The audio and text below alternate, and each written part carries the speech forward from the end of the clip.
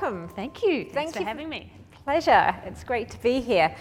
Now we're here today to learn a little bit about your journey, but before I start, I wanted to just give you the opportunity to tell us about HealthKit. Sure. I'll start by saying some big figures. You've now got 100,000 users odd a day. You've got 20,000 practitioners on your platform and have been scaling. So please tell us a little bit more. Sure.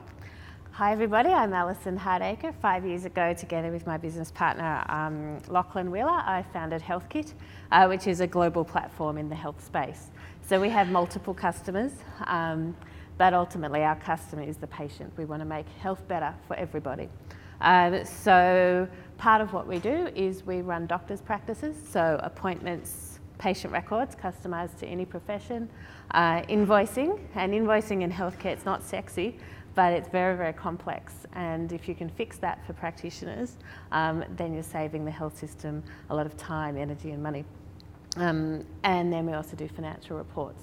So for doctors, we save them a couple of minutes per appointment, which adds up to an hour a day. So ultimately, we're addressing a big structural issue in healthcare, which is that doctors don't need more patients, but patients need more doctors. So the hair-burning idea that Martin was just talking about, it's problematic in healthcare because the sides of the market don't have the same needs. For patients and consumers, people can find and book with a practitioner. Because we've saved doctors more time, we're meaning that it's easier to get in to see a practitioner. So I saw a specialist last year and it took 2 months to get the appointment. So we're trying to compress that time through our directory and through solving structural issues in healthcare. And then we've created a single patient record. So people can track their health across their care team. And so if you have diabetes, for example, you'll be seeing multiple practitioners repeating the same stories to multiple practitioners. And so that way they can all share records with everyone's permission, and you get a better customer patient experience. You can also integrate medical devices so doctors can monitor your health remotely, and then we integrate a range of other services into our platform. So ultimately it's a health system for health systems everywhere. So we're in Australia, but we're also in 50 different countries now. Fantastic. So we've spoken a little bit about you've taken on a huge goal. You're not just solving one part of the health system, you're solving a really big goal. And we've spoken a little bit previously about the advice you got in the early days. And some people were saying you're being too big and you're being too bold. Can you touch on that? Yeah, I think when we first started this business, and we'd had a business previously, but when we first started this business, everybody was, the trend, and there's always trends in technology, the trend was to start something niche, so solve something for one customer in one part of the value chain. Now, my belief is if you start off niche, you'll always be niche. We knew that in healthcare, because it's so interconnected, that if you built something over here, one of the big players over here could just copy your idea and then your business is dead. Also, you actually wouldn't be solving the big issue in healthcare because you're passing value across the players. So we kind of ignored that advice, which was a bit scary at the time because it was, everybody would say it to us. And then maybe 2 years ago, the concept of a platform became known, and that's ultimately what we are. By platform, it's a marketplace, but it's more than that. It's actually trying to control a whole sector into the one application or the one service, and that creates sector-wide benefits. In our case, making healthcare more efficient, which then leads to more accessible healthcare and ultimately more effective healthcare. And so it took a while because it is a platform play, but now we've got somewhere between 25 and 30% market share in Australia. And then globally of digitised doctors, it's somewhere between 1.5% and 2%. So I want to come back to the global in a moment, but advisors, how do you find the right advisors? Have you found the right advisors? In the last year or so, absolutely. And as we've grown, our focus has been on scaling. And so people who can help us with that. And scaling is all about doing things efficiently, but it's about people and culture and processes. And that's been fantastic. to get those advisors now. So one of the investors we got on board last year has been amazing. He's set up a massive retail chain in Australia, and at the same time completely changed what retail is about. It's a social change. And then he's set up a number of social change organisations as well. And so he gets what we're trying to do. We're trying to change healthcare. He may not have a technology background, but that's been really good advice that he's been able to provide. And he understands that getting those right ultimately gets revenue and profit right. At first, it was very hard to find advisors, and I think there are a lot of people who have a theoretical knowledge of running a startup, but we've found the best advice comes from people who've done it before. And now we're global. You know, a lot of the advice that we've been looking at and we've been taking has been around how do we build global teams. So what Didier was saying around building global teams, you know, it's tougher than you think. That's exactly what we're discovering. Yeah. And so going to the global, we heard from Didier that, you know, he was talking about his expansion, and actually in hindsight he would probably consider doing it slower. How do you share that view, or have you felt that you've grown enough in Australia and now you're ready to go overseas? I think we needed to prove that our software could handle any health system. So we've actually been global for about 3 or 4 years now. So for doctors, running appointments and invoices, patient records, etc., the difference between health systems isn't treatment. Tonsillitis is the same everywhere. The difference is funding. So when you see people talk about Obamacare, it's actually about how is healthcare funded. And so therefore the difference between health systems is invoicing, the non-sexy part of what we do. And so we had to build a system at first that could handle any health system in the world, which was somewhat character building. And then we had to test it because we couldn't just travel around the world meeting doctors and testing the software in their practices, and we couldn't just get beta testers because patient safety might have been at risk. And so we noticed that a lot of the backpackers in Australia have a health background. And so it's partly because people in health have longer holidays, especially in the UK.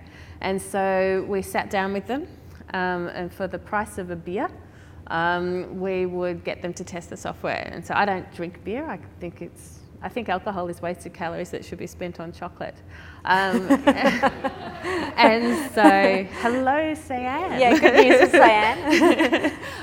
And so my business partner took one for the team and I took notes. And so that way we could test the software without putting patient safety at risk, and we could test across multiple health systems.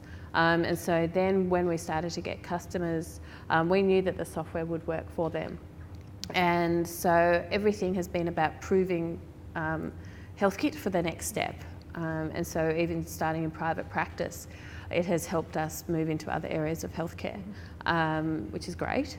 And so I think we talked about this recently. The backpacker strategy is coming into the fore again with translating software into other languages. So we'll get to that, I assume. Yeah, absolutely.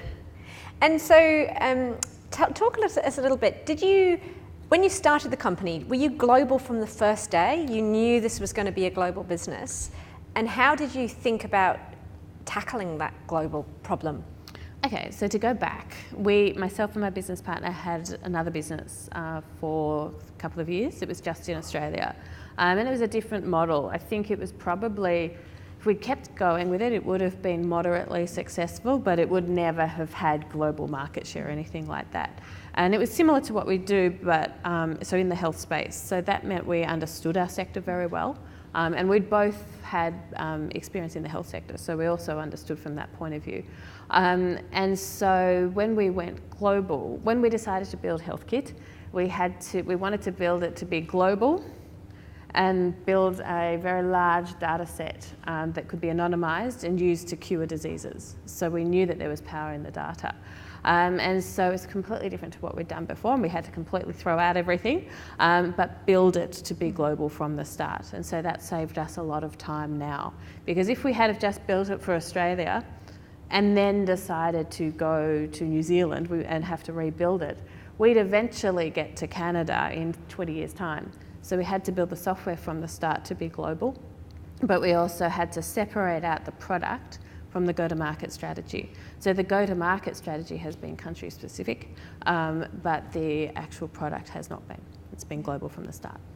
So talk us through customer acquisition. How are you acquiring customers, first of all in Australia and then overseas?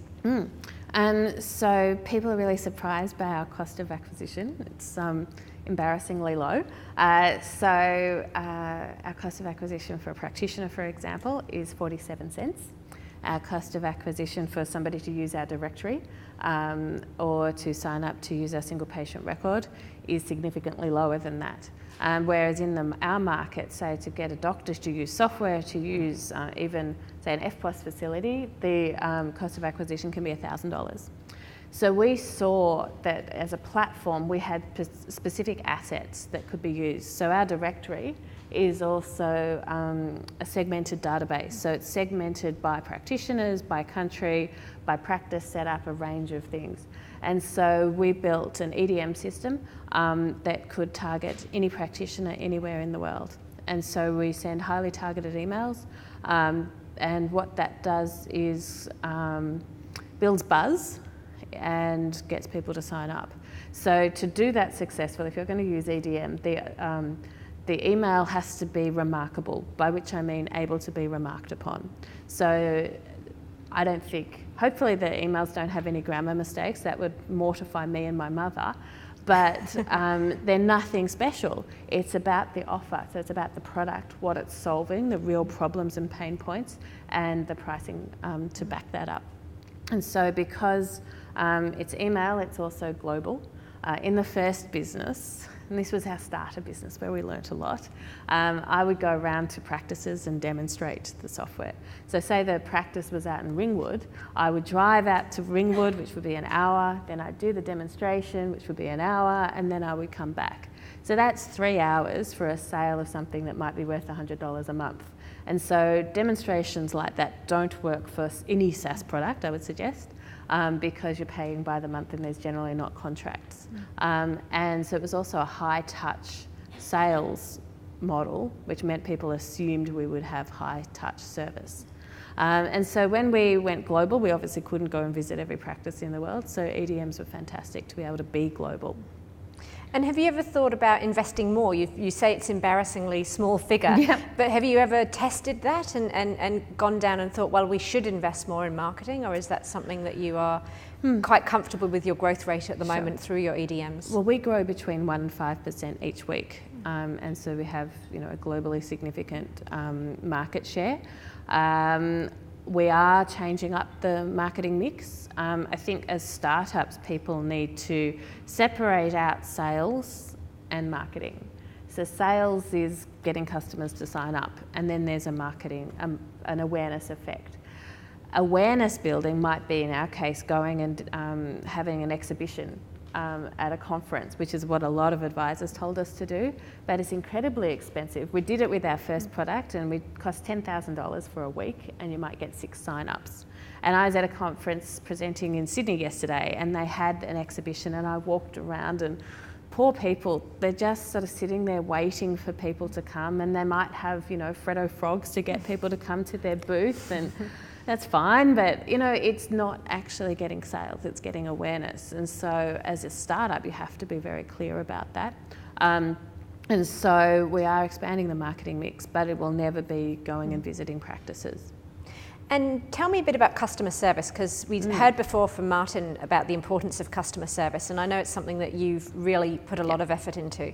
How do you approach customer service? Yeah, so one of the pain points we're solving, say, for practitioners is that health is extremely complex. Obviously, treating a patient is complex, but there's multiple funding bodies, Medicare, DVA, TAC, work cover, and that's just in Victoria. And they differ by state and they differ by country, and it's not just invoicing, it's clinical referrals, eligibility, it's very, very complex. And so therefore we're a partner with them to navigate the health system. And so thinking about ourselves in that way has been helpful from a customer service point of view. But what we also found was that if somebody now we've got it to a point that if somebody contacts us during Melbourne business hours, if they send us an email, doctors get a response and a resolution in 15 minutes. in a market where it's usually 2 or 3 days. And so that is remarkable, i.e. able to be remarked upon.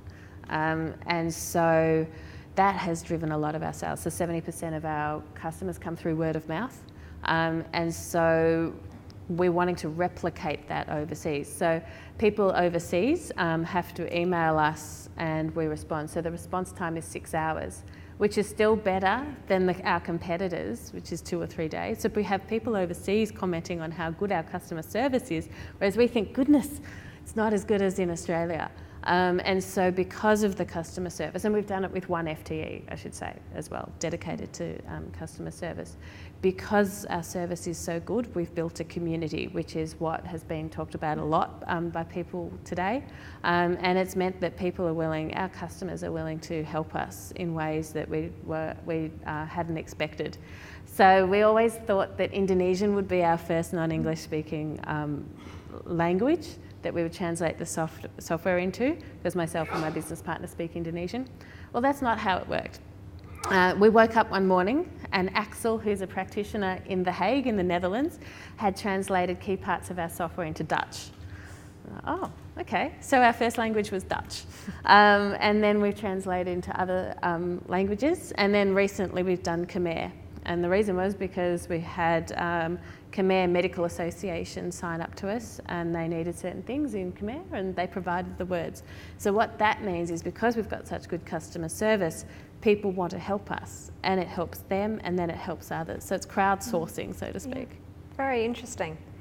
So we've been asking all of our founders coming along today about what their yes were and not their nas were. You were really strong on your na, I have to say, which was outsourcing. Oh, we have to cover that. So, well, obviously, yeah. yes. So with our first business, we learnt a lot. We outsourced the development of our first prototype, and I outsourced it to a web development agency, in part because I knew them from my last corporate job. So like many people, I'm a corporate refugee. Well, it was supposed to take 3 months. It took 18 months and they continually scoped down. And so what we got was not something that a customer could use. So then we had to spend another year fixing it. And so we had ran out of money, and like many founders, myself and my business partner lived without salary for 2 or 3 years. And so there was this constant stress. And the reason that they did that is because they still had the big corporate customers. They didn't have the same interest as us. They weren't really interested in making healthcare better for everybody. They just wanted to churn the product out and get out of there. And so if the person who was developing our prototype had worked for us, we could have built them into the team, we could have managed them. It would have been a lot easier to get things done, a lot quicker. We wouldn't have just been one of the clients. And so it's something that we've seen time and time again. Whenever we've tried to outsource something, you should outsource lawyers and accountants, but not anything else that's core, because it just doesn't work. They don't have the same interests as you, and you create key person risk, which most startups have. Most startups have key person risk in certain people, but you've created key person risk in an outside party who you can't influence. Mm. Yeah, no, great point. And what's your greatest learning through these 2 experiences that you've had, the former company as well as HealthKit? What personally, as a founder, is your greatest learning? I think the greatest learning would have to be to look at what the real problem is and continually ask, why is that the problem? Why is that the problem? And actually solve the main cause of that problem. Because if you solve the main cause of the problem, you're actually solving multiple problems at once. And I think I would have to say, together with that, it's backing yourself. If you know the sector so well, if you know your product and your market and you back yourself, even when people are saying that, even when people are just making fun of you for having a non-niche product, then it will work out in the end. We've got Bronwyn up on stage. Yeah, we've got some great questions coming through from the audience. The first one, I guess, is around what were the challenges around introducing something digital to a traditional sector like medicine? Sure. Well, health is the last industry to be digitised. So in Australia, we're an anomaly. GPs are using software, whereas medical specialists, allied health practitioners are not. And globally, Only 11% of people in private practice are using software. So the challenge was not so much switching people from other software, so installed software versus online. The challenge was switching them from paper to software. And so a lot of that was actually around that it was the right time. So governments have been wanting practitioners to use software for a while. Software hasn't traditionally done anything for practitioners because healthcare is so complex. What it's done has been digitise their practice without an automation benefit. And so then we started to prove that you could build software that would have a significant impact. And then went the second business, when we set the pricing right and the service right, etc., it meant that people would do our work for us, and so there became a benefit to digitising, in part because you had a partner in the process. Cool. Another question around competitors, like how do you approach that? And in particular in Australia, I guess Medicare could be seen as a competitor to you. Well, healthcare, I would say you're always dealing with your competitors because it is so interconnected. On the practice side of things, in Australia we have 131 competitors. It's a cottage industry. Most are small players, so 50 or 100 practitioners, whereas we're 21,000. And so people overemphasise competitors. They think that because there's a competitor you shouldn't go into the market. Well, that's wrong. It's about the size of the market that you're addressing, and if there's competitors addressing all of that market. And so what I would say is, as we've gotten bigger, we've gotten competitive response. What that means is people sending nasty emails, competitors sending nasty emails or LinkedIn messages to us because they're threatened. And I think a lot of the time incumbents think they own the customer, and they get angry when somebody comes along and wants to do something different. And so we've seen that in Australia, we've seen that globally. I think to an extent you have to kind of ignore competitors. Once you've developed your idea, understood the market, you just have to run your own race. Cool. And so you mentioned also that you built from the beginning for a global market. So there's a question around the cost of doing that from the beginning and how you kind of manage that. Well, it's hard to answer because we had to rebuild everything, but we were fortunate and we had the other business, so that funded the ability to do that. It's been the right thing to do. It took us 3 or 4 months at first to develop those engines to be able to do that, but we would have had to develop those engines similarly just to handle the Australian health system because it's so complex from a funding point of view.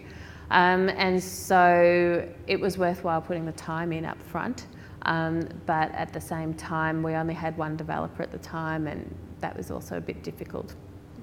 Okay, last question, which is about scaling up the single patient record to things like hospitals or bigger organisations. What's your approach to that? Let's do it.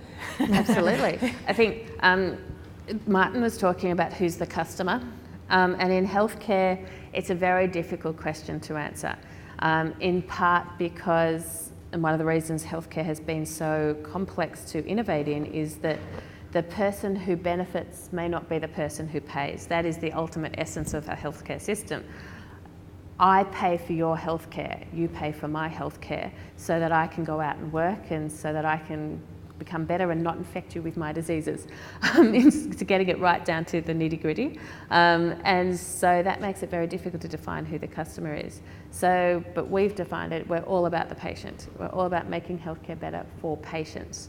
And so therefore patients don't just interact with one part of the health system, they don't just interact with GPs, for example.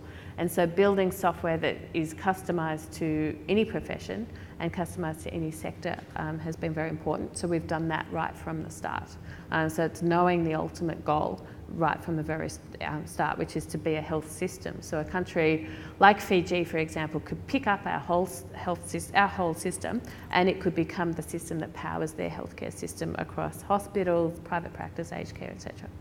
Cool. I'm going to squeeze in one more question because we do have a minute for it, and I think it's a great question around timing. You mentioned you started out 5 years ago and you've evolved in that way. Do you think it would be possible to have introduced the product you've created now 5 years ago? Yes, I do. I do think so. I think there would have been less impetus. I think we, like many startups in Australia, struggled with a lack of funding. And I look at competitors in the States that have similar customer numbers to us, and they've had 100 million in funding, etc. And we've been able to do a lot more with a lot less. But we would have been able to do it more quickly with funding. As people were talking earlier, I was thinking with our first business, which was about online consultations at first, and then we pivoted to be face-to-face. So this was 2009, and so people in rural areas seeing doctors online. We realised there was a much bigger market to manage doctors' practices, not just if the patient were online, but face-to-face. And I think that was a timing issue. Online consultations are only now becoming a big issue, a big opportunity, and that patients and doctors are willing to accept, and that governments are funding. So there's always a timing issue, and I think we've been fortunate in having chosen healthcare because it is the last industry to digitise. So that timing hasn't meant that we've missed out on too much, but at the same time, it would have been great to have done it earlier without, as many roadblocks in the way. Great. Well, join me in thanking Kate and Alison. Thank you, Alison.